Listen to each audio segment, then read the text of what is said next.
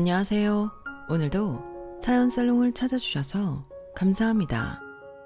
요즘 SNS를 보면 나만 빼고 죄다 잘 사는 것 같지 않나요? 비싼 외제차 끌고 다니는 사람도 많고 자식 자랑, 돈 자랑, 연봉 자랑 등 직접적이든 간접적이든 하는 사람도 많고요. 근데요 여러분, 제가 오래 살진 않았지만 40대가 돼서 산전수전 다 겪으며 깨달은 건 건강이 최고라는 거예요. 너무 고리타분하고 꼰대가 하는 멘트 같나요?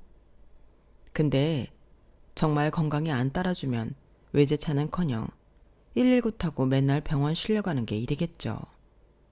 여행도 못 가고 병상에 누워 병원 천장만 바라봐야 할 거고요. 무슨 40대가 그리 건강 타령을 하는지 의문이 드시죠? 전 젊은 나이지만 자궁도 이미 결혼 전에 적출했고 신장도 한쪽 떼어 시모에게 바쳤어요. 아직 40대인 제 몸이 참으로 만신창이죠. 물론 신장 이식은 당시엔 시모를 좋아했기에 자의적으로 결정한 일이었어요. 하지만 그 후 어떠한 계기로 시모와 사이가 틀어졌고 10년간 안 보다가 정년에 우연히 재회했어요. 아주 안 좋은 상태에서 말이죠. 그동안 제게 무슨 일이 있었는지 궁금하시죠? 제가 애정하는 저의 최애 채널인 사연살롱 여러분들께 제 인생살이를 좀 털어놓으렵니다. 현재는 행복한 삶을 살고 있습니다만 어린 시절부터 비극적인 일이 참 많았거든요. 롤러코스터 같았던 어린 시절 이야기부터 들어주시겠어요? 어렸을 때는 정말 돈 개념 없이 살았어요. 화폐의 가치를 제대로 알 필요도 없었어요. 사업가로 승승장구하고 계시던 아빠는 외동딸인 제가 사달라는 건 거의 다 사주셨거든요. 몇백만 원짜리 바비 인형이 있단 사실 아시나요? 제가 갖고 싶다고 하니 90년대 당시 300만 원짜리 바비 인형을 미국에서 공수해 주시기도 했죠. 지방에 작은 백화점을 소유하셨고 건설업도 운영하셨기에 아빠 쪽 집안은 대대로 부자였어요. 한마디로 지역 유지였죠. 그랬기에 가능했던 사치였을 거예요 아마. 아빠 또한 금수저로 태어났기 때문에 돈 개념이 없긴 마찬가지였어요. 우리 가족은 우동이 먹고 싶으면 비행기 1등석 티켓 끊어서 일본 갔다 오고 베트남 쌀국수 먹고 싶으면 베트남에 직접 날아가서 먹고 왔죠. 몇백 평인지 몇천 평이었는지도 모를 대저택엔 제 전용 그랜드 피아노가 있었는데 나중에 알고 보니 그게 몇백 년 된 고가의 악기더군요. 어렸던 저는 그걸로 도레미만 치다 끝났지만요. 여튼 초등학생 시선으로 세상에서 갖고 싶은 건 다 가졌었고 하고 싶은 거 먹고 싶은 건 다 해본 것 같아요. 그때 제 운을 다 쓴 것 같기도 하네요. 대저택인 저희 집에는 저녁 되면 늘 파티가 열렸어요. 그 지역에서 잘 나가는 정치인, 법조인, 기자, 기업인, 관료들이 다 왔었던 것 같아요. 외동딸인 전 그분들한테 귀여움도 참 많이 받았죠. 참으로 행복했던 나날이었지만 저희 엄마가 자궁암 판정을 받으면서 우리 가족의 불행은 시작되었어요. 아빠와 엄마의 사이는 정말 좋았어요. 거의 고목나무에 탁 붙어있는 매미처럼 회사 밖에서는 늘 함께 다니셨거든요. 그런 우리 가족에게 엄마가 자궁암 말기라는 사실은 받아들이기 힘들었죠. 아빠는 충격에 식음을 전폐하고 엄마 병간호에 발벗고 나섰어요. 물론 간병인이나 간호사 여러 명이 24시간 엄마를 돌봐주고 있었죠. 하지만 나중에 엄마가 거동까지 힘들어질 지경이 되자 아빠가 엄마의 대소변까지 직접 받아냈어요. 주위 사람들의 만류에도 불구하고 말이죠. 회장님, 사모님 패드 제가 갈아드릴게요. 간병인들도 많고 저희 간호사들도 많은데 험한 일 하지 마시고 뒤에 계세요. 내 와이프 똥기저귀 가는 게 뭐가 험한 일이란 말이오. 우리 집사람이 하루라도 더 살 수만 있다면 내 목숨도 내놓을 수 있다고. 여보, 눈 뜨고 기운 좀 내봐요. 얼른 기운 차려서 우리 가족여행도 다시 가야지. 엄마의 상태가 점점 악화되자 아빠에겐 당연히 회사 일도 뒷전이었어요.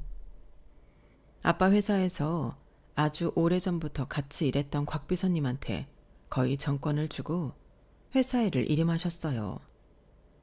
개인 인감이며 뭐며 다 주며 곽 비서님을 완전히 믿고 맡긴 거죠.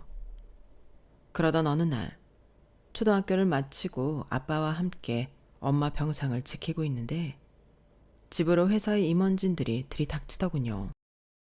회장님, 지금 큰일 났습니다. 곽 비서가 회사의 모든 자금줄을 끊고 현재 유용 가능한 현금을 다 훔쳐서 필리핀으로 도피했답니다. 그 작업이 아주 오래전부터 치밀하게 이루어졌다고 하는데 회장님은 전혀 모르고 계셨습니까? 뭐야? 난 마누라 병간호하느라 전혀 몰랐는데 곽 비서가? 그럴 리가 없어. 내가 아끼고 챙기던 사람인데 필리핀으로 도주한 거 확실해? 아, 회장님. 지금 사모님 건강만 중요한 게 아닙니다. 회사가 다 망하게 생겼다고요. 곽 비서가 들고 튄 돈만 수백억 대입니다. 맨날 병간호만 하시면 회사 직원들 밥줄은 어떻게 합니까? 한 회사의 회장이면 책임감을 좀 가지세요. 회장인 우리 아빠에게 평소에 찍소리도 못하던 직원분들이 피를 토하듯 하소연하더군요. 그도 그럴 것이 그분들의 말씀이 다 사실이었거든요. 회사의 돈을 싹싹 긁어 횡령했다던 곽 비서는 저와 동갑인 딸이 있기에 절 각별히 예뻐하셨어요. 곽설화라는 그 딸과 함께 모두 가족여행을 같이 갈 정도로 가족들끼리도 사이가 좋았고요. 그런 그 아저씨가 우리 아빠 회사를 다 망하게 만들고 필리핀으로 도망갈 줄은 꿈에도 몰랐죠. 그렇게 아빠의 회사는 처참히 망해버렸고 엎친데 덮친 격으로 엄마의 상태는 급격히 안 좋아져서 결국 돌아가시고 말았어요. 모든 불행이 한꺼번에 들이닥치니 현실 감각도 없던 아빠는 결국 엄마 장례식장에서 오열하시더군요. 연수가 어떻게 이럴 수 있니? 회사 회장 자리에 있을 때 문자방이 닳도록 찾아오던 사람들이 다 망하고 나니 네 엄마 장례식에 코빼기도 안 비치는구나. 사람이란 정말 무서운 존재다. 돈 없으면 사람 취급도 못 받는 무서운 세상이로구나. 여보, 보고 싶소. 뭐가 그리 급해서 이렇게 빨리 가버린 거야. 나랑 연숙이 둘이 어떻게 살란 말이오. 아빠, 이럴 때일수록 정신 차려야죠. 엄마가 하늘나라에서 우리 우는 거 보면 가슴이 찢어질 거예요. 얼른 눈물 닦고 저기서 국밥 드시고 좀 주무세요. 네? 지금 생각해도 초등학교 4학년이었던 제가 참 성숙했던 것 같아요. 어찌 보면 부잣집 외동딸로 태어나 온실 속의 화초처럼 자라긴 했지만 금수저 출신의 맘여린 부모님과 함께 살다 보니 상대적으로 엄마 아빠를 지켜야겠다는 사명감 같은 게 무의식적으로 자리 잡고 있었던 것 같아요. 그 책임감으로 인생 바닥으로 떨어진 아빠를 끝끝내 지켜주고 싶었어요. 하지만 일순간에 알거지가 된 경제적인 부분은 어린 제가 어찌할 수가 없었죠. 한 회사의 오너로 양복 입고 폼 재고 있다가 생계를 위해 몸쓰는 굳은 일을 해가던 아빠의 낯빛이 점점 안 좋아지는 게 느껴지더군요. 아빠, 내가 뭐 비싼 거 사달라고 안 할 테니 일 좀 조금 줄이시고 많이 주무시고 쉬세요. 네? 아냐, 우리 딸 다시금 좋은 거 먹이 오 입히려면 아빠가 쉴 시간이 어딨니? 운동하는 셈치고 하루 종일 막노동하니 오히려 건강이 더 좋아지는 것 같은데. 그때 아빠의 허탈한 웃음이 살아생전 보던 아빠의 마지막 모습이 될 줄은 몰랐어요. 아빠는 공사장에서 막노동하시다가 심장마비로 그 자리에서 돌아가셨어요. 몇 년 사이에 엄마, 아빠, 집, 돈, 모든 것을 잃은 저는 완전히 멘붕이었죠. 어쩔 수 없이 친척집에 얹혀 살아야 했고요. 고모가 한 분 계셨는데 아빠가 잘 나갈 때 집이며 차며 다 지원해줬던 막내 고모였죠. 그런데 다 돌아가시고 절 맡아야 하니 고모는 썩은 표정이더군요. 어느 날인가 고모와 고모부가 하는 대화가 제 맘을 찢어지게 했어요. 제가 엿듣고 있는 줄도 모르고 가시돋친 말을 쏟아내더군요. 여보, 저기 집에 대체 언제까지 우리 집에서 키워줄 거야? 이제 중학생 됐으니 내보내. 혼자 살아도 되지 뭐. 아, 미안해 자기야. 그래도 내 피 섞인 조카인데 중3 때까지만 밥 먹여주려고. 나도 귀찮아. 우리 애들한테 저런 거지 같은 사촌 붙여놓는 것도 깨름칙하고 말이야. 도저히 참기 힘들더군요. 고모, 지금 뭐라고 했어요? 거지 같은 애라고요? 이 집이며 고모차. 그거 울 아빠가 다 사준 거잖아요. 이제 울 아빠 죽었으니 땡이라 이거예요? 그럼 이거 다 현금화해서 내놔요. 당장 나가줄 테니. 야, 니까짓 게 뭘 한다고 그래? 현금화? 웃기는 소리 하네. 나도 너 걷어주기 귀찮아. 이 집이 정 싫으면 맨손으로 당장 나가. 저는 그 길로 집을 나왔어요. 학교도 손수 자퇴해버렸고요. 그렇게 중2 나이에 자퇴를 했네요. 하지만 비행 청소년으로 살고 싶진 않았어요. 하늘에서 날 보고 계실 엄마 아빠를 위해서 최대한 열심히 살아보고자 노력했죠. 일단은 당장 갈 곳도 먹을 곳도 없었기에 백반집에서 알바를 하고자 찾아갔어요. 거기서 하루 종일 일하면 점심과 저녁까지 준다고 써 있었거든요. 너무 어려서 안 될 것 같은데. 아니, 15살 꼬마가 왜 학교 안 다니고 식당에서 일한다고 찾아온 거야? 너 가출했니? 엄마 아빠 다 돌아가시고 고모네 집에 얹혀 살다가 거의 쫓겨나다시피 나왔어요. 사장님, 저 돈 안 벌면 굶어 죽어요. 제발 식당에서 일하면서 돈 벌게 해주세요. 열심히 해볼게요. 아휴, 딱해라. 그래, 알았다. 너 갈 곳도 없다고 그랬지? 그럼 누추하지만 식당 구석에 창고방 있으니 그곳에서 전기장판 깔고 당분간 살아. 괜찮니? 감사합니다, 사장님.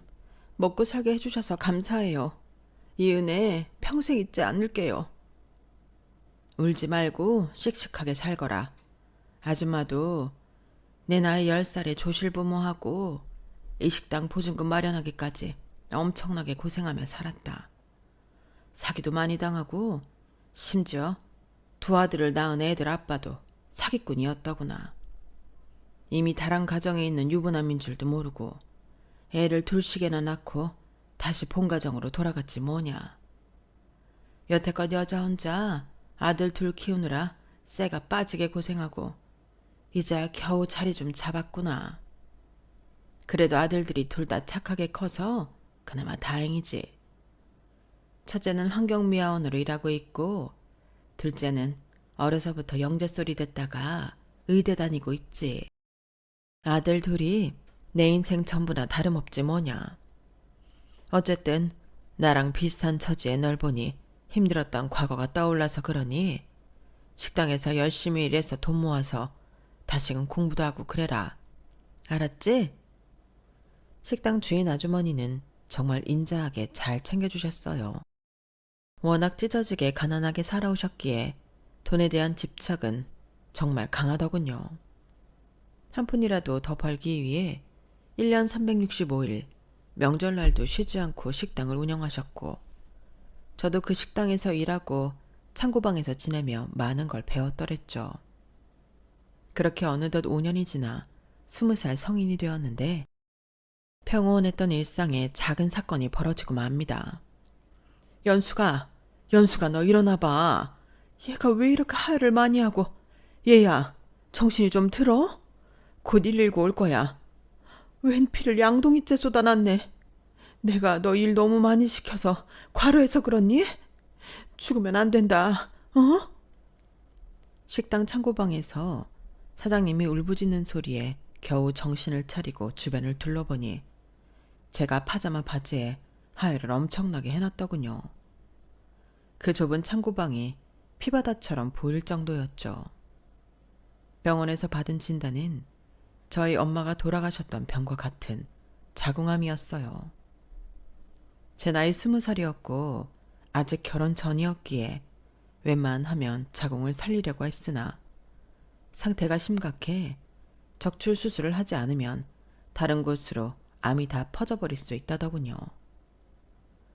자궁 적출 수술 전날 밤을 새서 엉엉 목 놓아 울었네요. 엄마가 그렇게나 보고 싶더군요. 옆에서 간병해 주시던 식당 사장님께서도 같이 펑펑 울어주셨어요. 제 인생이 불쌍하다면서요. 그렇게 수술 후 사장님이 뜻밖의 제안을 하셨어요. 연수가, 너 이 몸을 해가지고 어디 창고방에서 계속 살 수 있겠니? 좁지만 우리 집에 와서 나랑 함께 지내자. 우리 둘째 아들은 서울에서 의사하느라 바빠서 내려오지도 못하고 첫째 아들은 같이 사는데 뭐 불편은 하겠다만 창고에서 지내는 것보다 낫겠지. 사장님의 은혜에 감사하고 또 감사했어요. 그렇게 좁지만 방이 무려 3개나 있는 집에서 지내니 호강하는 기분이 들더군요. 가끔 꿈에서 예전 어렸을 때 살던 그 대저택이 나오곤 해요. 지금까지도 말이죠. 하지만 그때 당시엔 식당 1평 반짜리 창고방에서 지내다가 방 3개짜리 25평 아파트에서 살게 되니 대저택이 부럽지 않을 정도로 넓게 느껴지더군요. 사장님 첫째 아들은 환경미화원이었는데 참 사람이 착했어요. 갑작스러운 불청객인 절 보고도 싫은 티도 내지 않고 친절하게 잘해주더군요. 연숙 씨 맞죠? 엄마한테 얘기 많이 들었네요. 사정이 참 딱하게 됐어요. 이제 20살인데 그런 몹쓸 일을 겪다니. 이 집에서 편하게 지내세요. 저 신경 쓰지 마시고요. 아참, 일하고 오면 제 몸에서 쓰레기 냄새가 나더라도 이해해 주세요. 직업이 쓰레기 치우는 사람이라 어쩔 수가 없네요. 아, 환경미화분들 없으면 사회가 어떻게 돌아가나요? 사회에 꼭 필요한 분들이죠. 훌륭한 일 하시는 거예요. 혹여 냄새 좀 나면 어때요? 괜찮아요. 아, 그렇게 말씀해 주시니 감사해요. 가끔 길에서 아줌마들이 자기 자식 보고 너도 공부 안 하면 나중에 저런 일 하면 힘들게 살아야 해. 라는 말을 들을 때 마음이 참 아픈데 연숙 씨가 훌륭한 일이라 말씀해 주시니 고맙네요. 여튼 우리 식구가 된 걸 환영해요. 뭐 이미 눈치채셨겠지만 처녀총각이 한 집에 있다 보니 눈이 맞을 수밖에 없었어요. 전 성실하고 착한 성국 씨에게 점점 스며들었고 이런 제 마음을 눈치챈 그 사람도 제게 매일 편지를 써주고 가끔 꽃도 사다주고 맛있는 것도 사다주는 등 마음을 표현하더군요. 물론 사장님 몰래 말이죠. 하지만 엄마인 사장님은 첫째 아들인 성국 씨의 마음을 이미 눈치채고 있었어요. 야, 니네들 연애하니? 뭘 나 모르게 꽃을 주고받고 난리들이랴? 아유, 좋을 때다. 아, 엄마 눈치채셨어요? 에라 모르겠다. 들킨 김에 엄마한테 그냥 허락받고 화끈하게 진행시킬래요. 나 연숙이랑 결혼하고 싶어요. 그래도 되죠? 뭐? 결혼까지? 벌써 그렇고 그런 사이인 거냐? 연수가 네 마음도 그래? 어서 대답 좀 해봐라. 성국 씨와의 연인으로 지내며 아직 결혼까진 생각 안 해봤지만 할 수 있다면 하고 싶었어요. 하지만 딱 하나 크게 걸리는 게 있었죠. 바로 제가 자궁암 때문에 자궁 적출 수술을 받았기에 이미 아이를 가질 수 없는 몸이 됐다는 사실이었어요. 저 사장님도 아시겠지만 제가 아기를 못 갖잖아요. 그전만 아니라면 저도 성국 씨랑 결혼하고 싶은 마음이 커요. 면목이 없어서 허락해달란 말씀은 못 드리겠네요. 야, 그게 어디 뭐 네가 걸리고 싶던 병이더냐? 애 없으면 나중에 입양이라도 해서 정성껏 키우면 되는 거지 뭐. 사랑이란 게 반대한다고 들어먹힐 게 아니더라. 나도 애들 아빠가 광부였기에 결혼한다니까 우리 집에서 반대를 하도 심하게 해서 야반도주했지 뭐냐. 남편이 둘째 100일 때 폐병 걸려 그렇게 빨리 죽을 걸 알았다면 야반도주니 뭐니 안 하겠다만 인생사 알 수 없는 거더라. 그러니 니네끼리 서로 좋아한다면 결혼해라. 우리 큰아들도 홍기가 꽉 차서 할 때가 됐지 뭐. 모자란 저를 받아들여 주셔서 감사합니다, 사장님. 아니, 어머님. 제가 며느리로서 어머님 앞으로 잘 모실게요.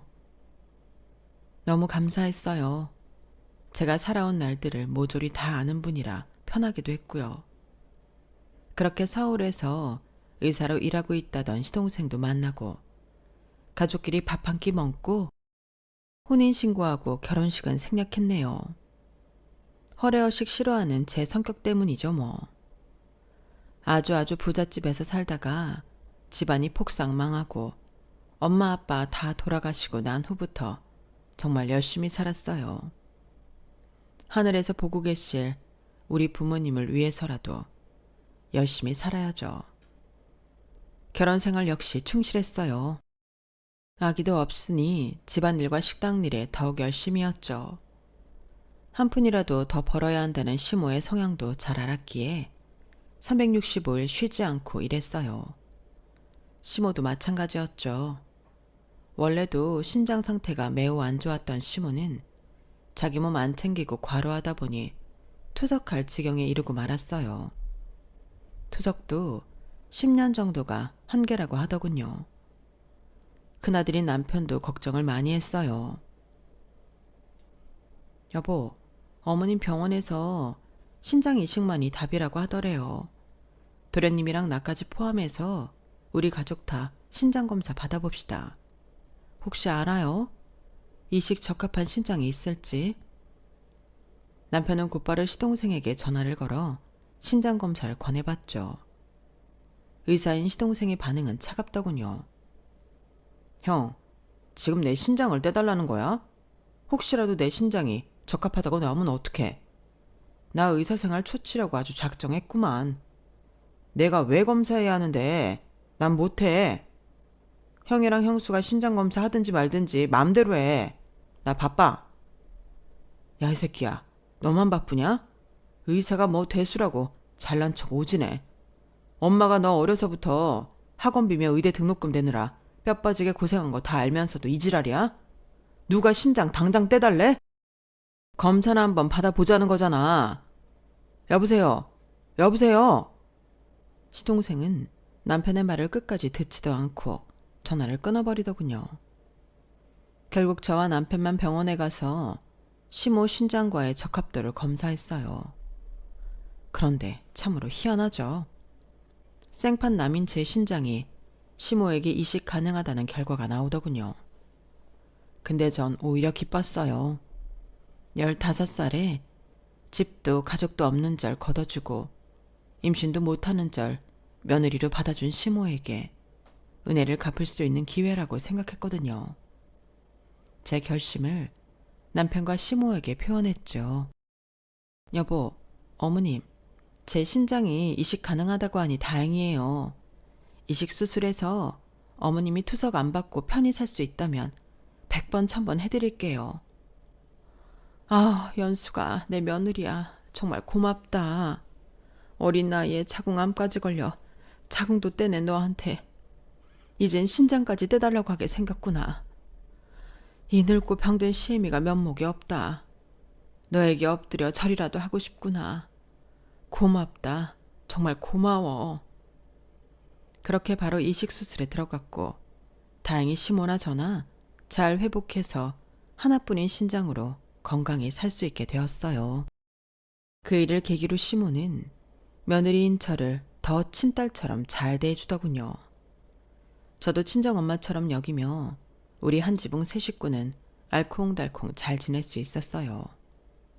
그런데 몇 년 후 의사인 시동생이 웬 부잣집 딸내미와 결혼한다고 하자 저에 대한 시모의 태도가 180도 바뀌었어요. 참 돈이 뭔지. 그때부터 우리 가족에게 균열이 오고 말았죠. 엄마, 의사 둘째 아들 행차했습니다.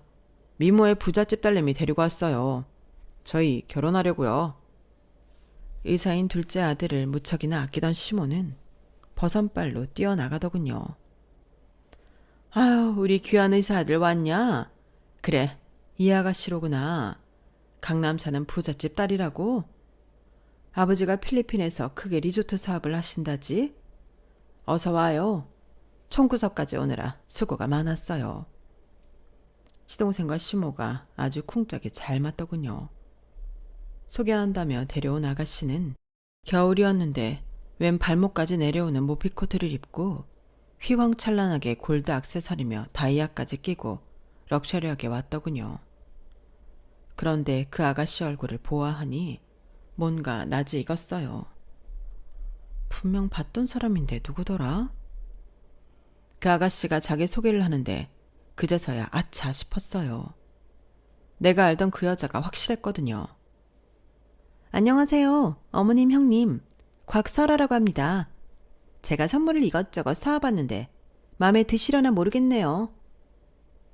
예비 동서라고 찾아온 그 아가씨는 우리 아빠가 말기암인 엄마를 간호하느라 바쁠 때 아빠 회사의 모든 자금줄을 끊고 보유하던 현금을 죄다 털어 필리핀으로 도망간 곽비서, 그 새끼의 딸이었어요. 곽설화, 확실했죠. 아빠는 곽비서 그놈을 회사 임원이 아닌 친형제처럼 생각해서 가족들끼리 여행도 가고 했으니 그 딸내미도 당연히 내 얼굴을 기억하리라 믿었어요. 지금까지 어렵게 살아온 내 가슴에 한 분노를 모두 담아 그 딸내미 년에게 냅다 질렀죠. 너 곽설아, 너 나 알지? 나 이현숙이야. 이철수 회장님 딸. 우리 가족여행도 같이 갔었잖아? 니네 아빠가 우리 집안 회사 돈 다 갖고 필리핀으로 튀는 바람에 우리 엄마도 죽고 우리 아빠도 죽었어. 악마 같은 니네 아빠는 아직도 잘 먹고 잘 살고 있니? 사기치고 횡령한 돈으로 필리핀에서 리조트 사업을 해? 이 개새끼들, 악마 새끼들 같으니라고. 곽설아 그 여자도 독하더군요. 눈 하나 깜짝 안 하고 내 말을 받아쳤어요. 십수년 전 얘기를 왜 지금에서야 하는 건데? 웬수는 외나무다리에서 만난다더니 널 내 형님으로 만날 줄은 꿈에도 몰랐네. 어쩐지 어젯밤 꿈자리가 뒤숭숭 하더라니. 야, 어디서 소리 지르고 난리야. 나 지금 임신한 몸이야. 남친한테 듣자 하니 넌 자궁 떼내서 임신도 못한다며? 참네, 자궁도 없는 게 어디 여자냐? 내 뱃속 아기한테 안 좋으니 닥치고 있어. 뭐? 인연이 말이면 단 줄 알아? 그게 왜 끝난 일이야? 니네 아빠가 훔쳐간 우리 집안 돈 다 내놔. 내가 지난 세월 얼마나 힘들게 살았는지 거지같이 살아왔는지 알기나 해? 니네 집안은 그 돈으로 떵떵거리고 살았나 보지? 나 가만 있지 않을 거야. 니네 집안 멸망하는 꼴 꼭 보고 죽을 거라고. 저와 곽설아 그년이 싸우는 꼴을 보며 대강 상황을 다 파악한 시모와 남편, 시동생은 저희를 뜯어말리기 시작했어요. 그런데 시모는 줄곧 곽설아 편만 들더군요. 너무 섭섭했죠. 야, 큰 며느리야. 지금 둘째 며느리가 이미 임신한 몸이라잖니? 애 잘못되면 네가 책임질 거냐?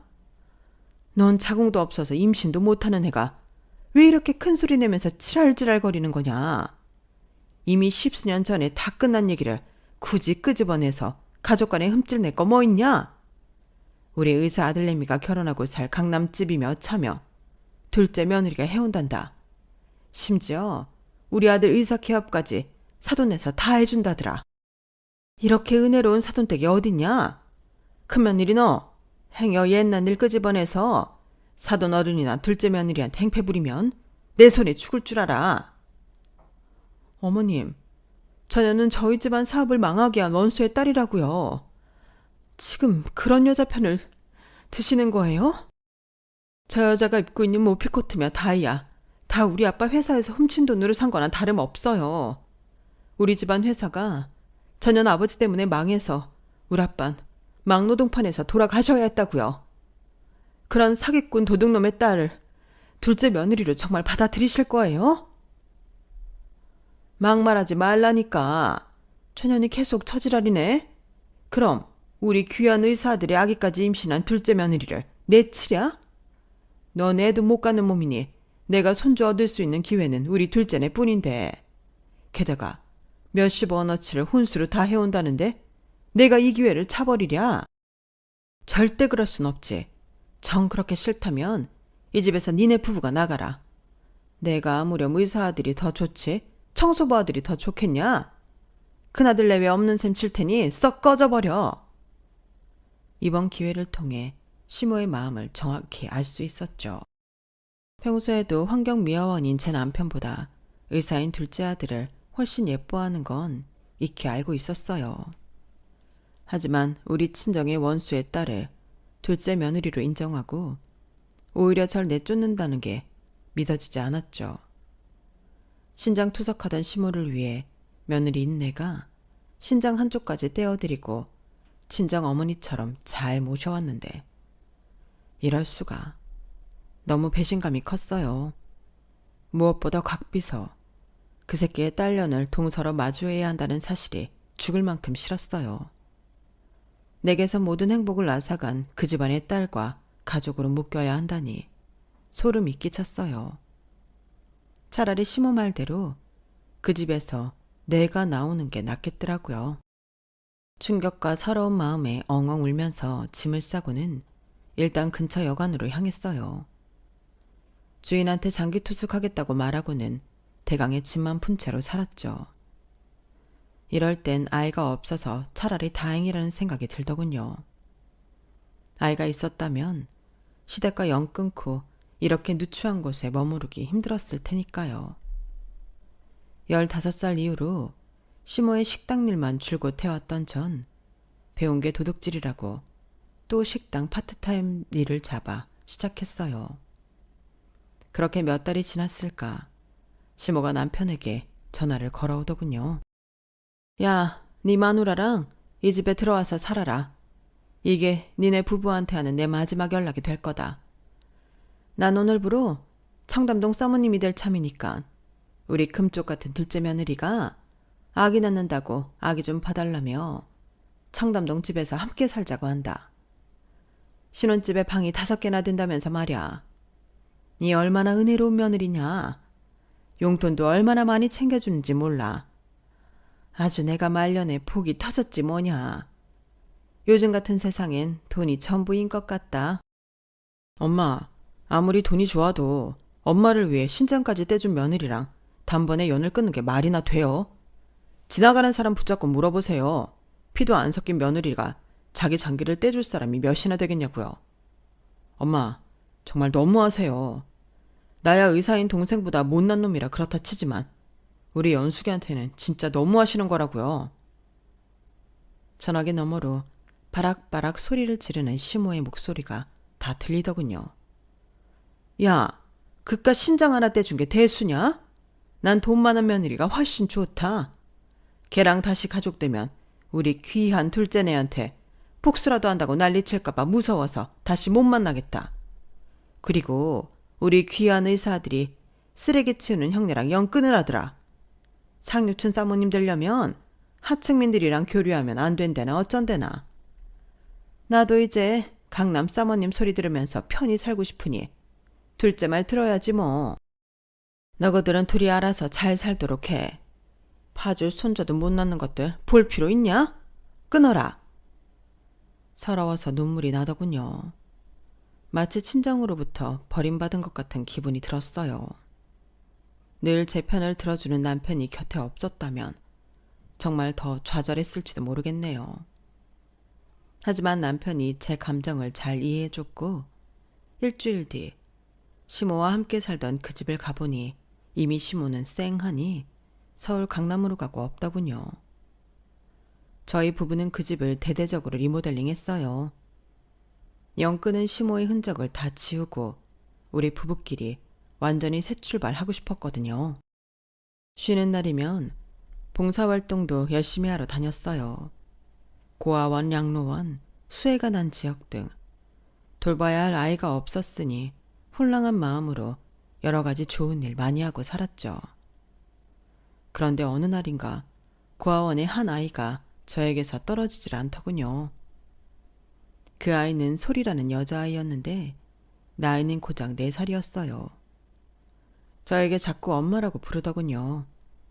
담당 선생님께 여쭤보니 아빠는 누군지도 모르고 엄마와 함께 살다가 엄마가 자궁암으로 돌아가신 후 어쩔 수 없이 고아원으로 들어온 아이였어요.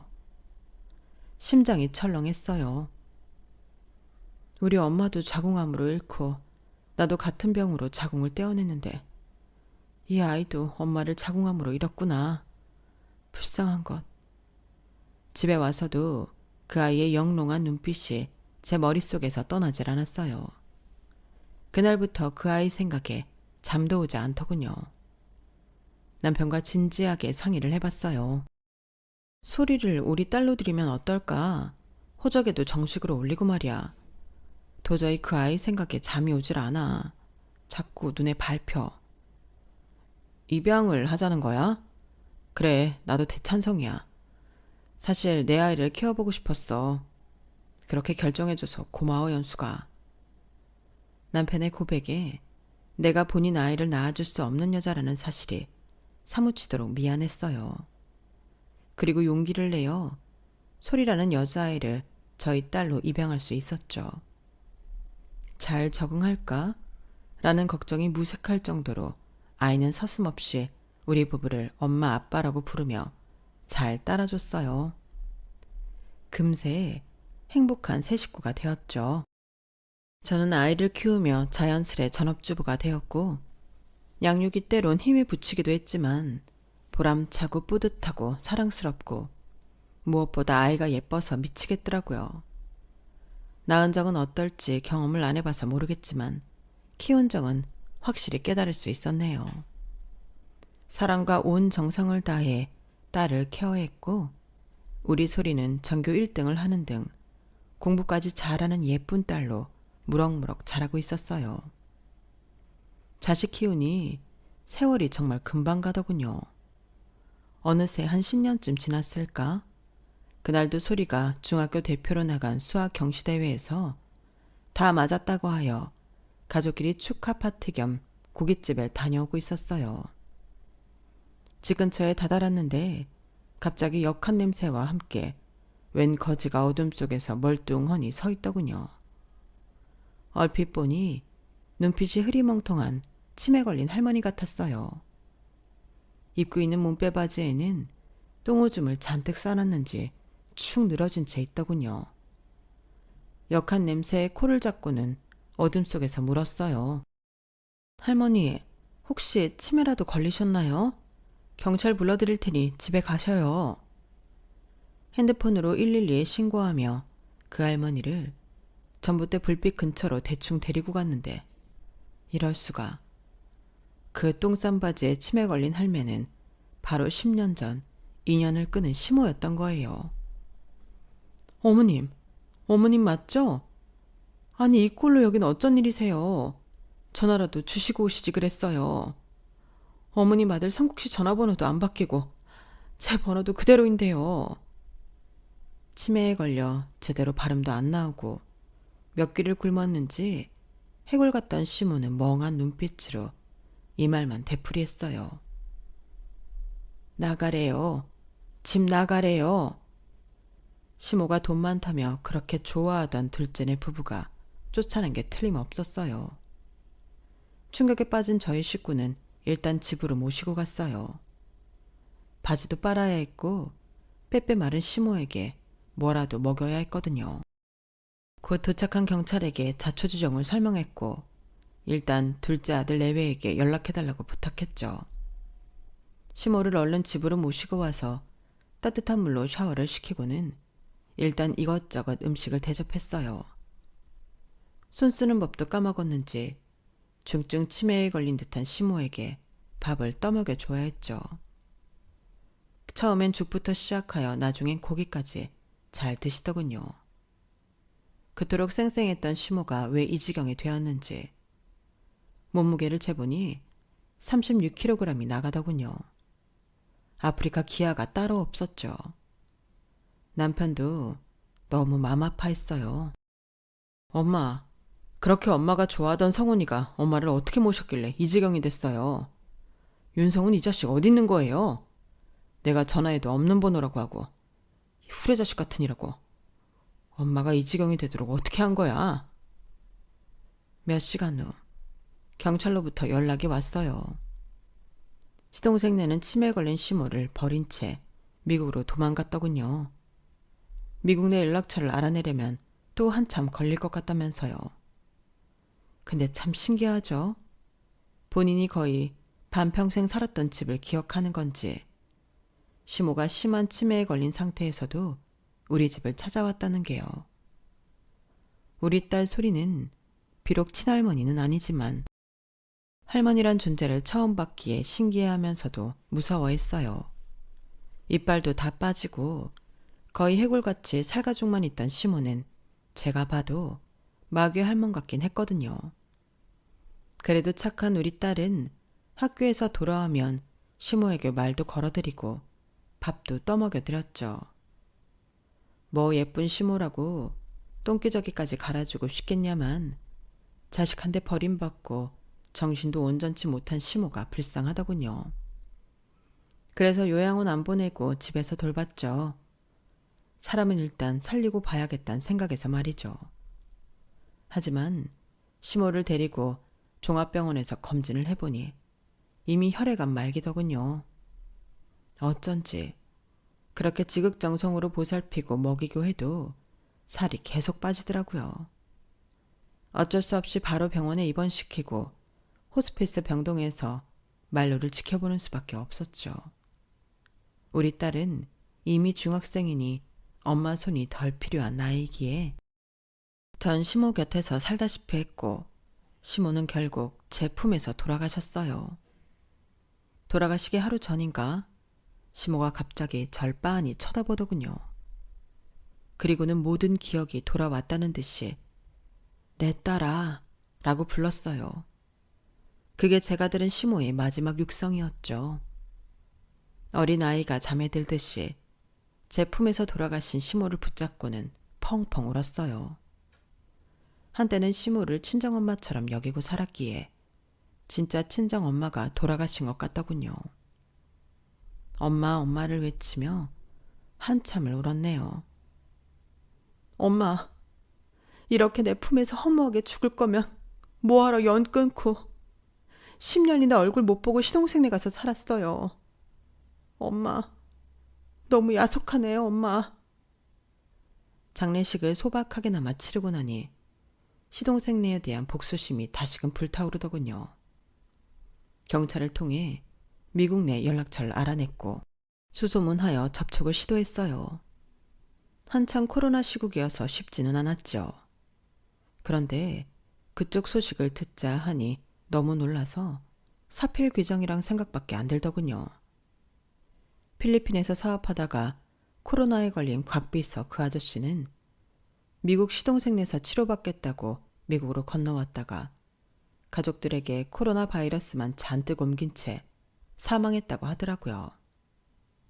할아버지인 곽비서가 묻혀온 코로나 바이러스 때문에 급기야 시동생네 아이가 죽어버렸고 그 충격으로 시동생네는 이혼했다고 합니다. 미국에서 의사 생활을 하던 시동생은 자식의 죽음으로 정신줄을 놓고 진료하다 의료사고를 크게 내서 몇백억의 소송에 휘말려 변호사값 지불하느라 파상할 지경이라고 하고요. 이게 다 불과 2, 3년 만에 일어난 일이랍니다. 한 가족이 이렇게 허망하게 멸망해버리고 말았네요. 그러게 진작에 좀 착하게들 살 것이지. 시조카가 그렇게 된 건 마음 아프지만 못된 짓 저지른 어른들을 가엾다는 생각은 안 들더군요. 이제 코로나도 잠잠해지고 저희 식구들도 다시금 심적 안정을 되찾았네요. 한창 대입을 준비하는 우리 딸 덕분에 집안은 늘 긴장 모드지만 행복한 우리 가족이랍니다. 아무리 걱정 없어 보이는 사람도 사연 없는 사람이 어디 있겠어요. 재벌도 나름의 고충은 있겠죠. 하지만 일체 유심조라고 다 마음먹기에 따라 달라지는 것 같아요. 혹시 여러분 중 힘든 상황에 처해 있는 분이 있다 하더라도 꼭 힘내셨으면 좋겠어요. 너무 큰 목표를 세우고 늘 남과 비교하고 불행하게 사는 것보단 아주 사소한 것에서 행복을 느끼며 살며 좋을 것 같네요. 돈도 중요하지만 삶엔 그보다 더 큰 가치들이 존재하니까요. 항상 건강하세요. 여러분, 사연 댓글에 응원과 현명한 조언 부탁드려요. 좋아요와 구독은 저에게 큰 힘이 됩니다. 오늘도 좋은 일 가득하세요.